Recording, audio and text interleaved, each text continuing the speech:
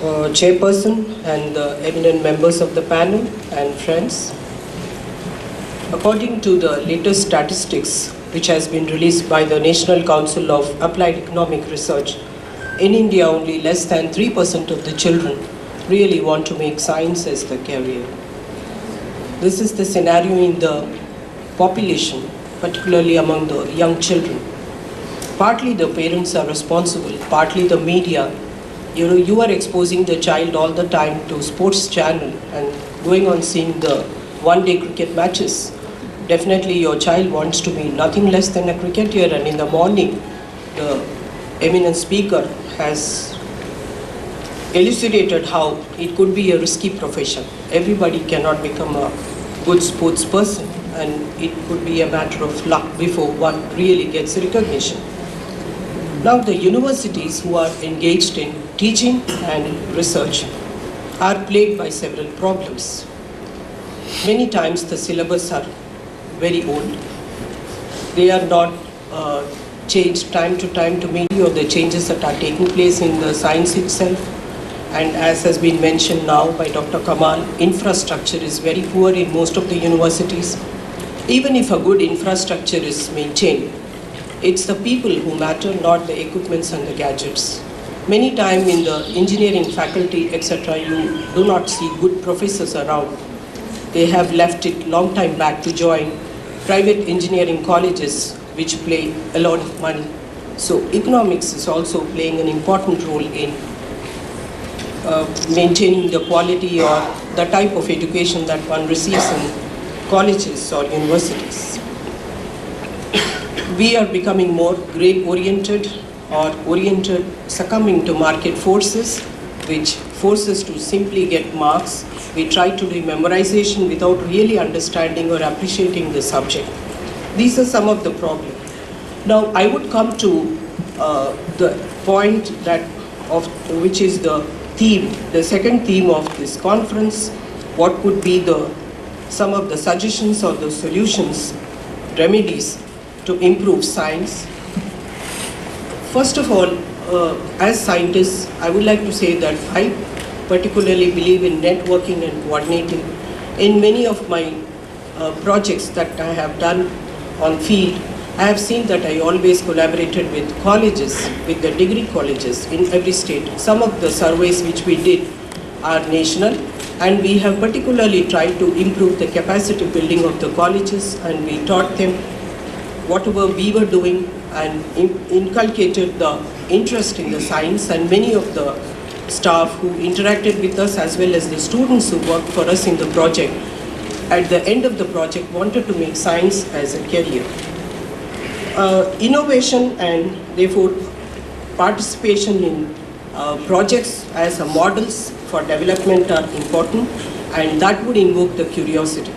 So when children are in the school, instead of simply going on teaching them certain principles in science, they could be asked to prepare the models themselves, and more assignment type of works could be given to them so that they try to understand the basics in the science and not simply memorize them. Another thing is economics. We cannot do away from the reality. We need to understand that everyone wants some amount of money, and we could make some of these course curriculum job oriented as well and teach them how science could be a lucrative career as well. I have recently read the book of Shri Abdul Kalam, the book titled Target 3 Millions.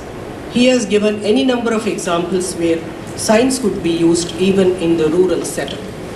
For example, he has very lucidly elucidated how jatropha seeds can be grown in desert. About 10 tons can be harvested. The seeds can be harvested from 1 hectare of the land, and that could be used to make biofuel. This fuel is much better in the quality than the fossil fuel. Then he has given an example how GHMC waste can be converted to electricity. This is all in rural area. So we need to address some of the concerns even for the rural students. It doesn't mean that one should be in metros, go to public schools to learn science or to become great people. But even in those setups, we can inculcate the spirit of true scientific knowledge This idea, in fact, of generating electricity from waste has been identified by TIFAC as a very good project. Then in medicine and drugs, in the morning also Dr. Raghavan has mentioned, he has given examples. I also agree that we can inculcate how these reagents, diagnostics, kits, etc. for testing drugs or foods would be taught to the children even in the school. So we need to change the curriculum and the syllabus to modernize and to meet the modern demands that are there.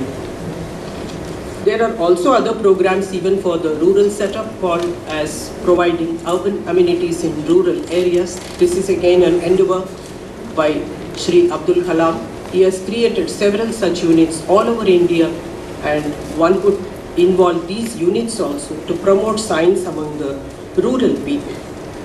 Last Saturday, we had a meeting at MS Swaminathan Research Foundation, where this is a group in DST. The projects are meant especially to improve the scientific caliber or temperament in women, particularly women scientists. And we had about 200 college teachers and girl students, and they participated in an interactive session. At the end of the session, we have evolved out certain strategies and programs to take up research areas where we will involve as many as college students all over the country. We got to work on that document. So there are several opportunities for people who are genuinely interested, but the motivation has to come from within. It's the scientists, the politicians, the environment, teachers who play an important role. And teachers could be good change agents in the schools. We need to have a lot of training program, retraining for teachers during the summer whenever they would be free. And the scientists can play an actual role in teaching them some of the latest development in science and technology, which they can in turn tell the children in this school.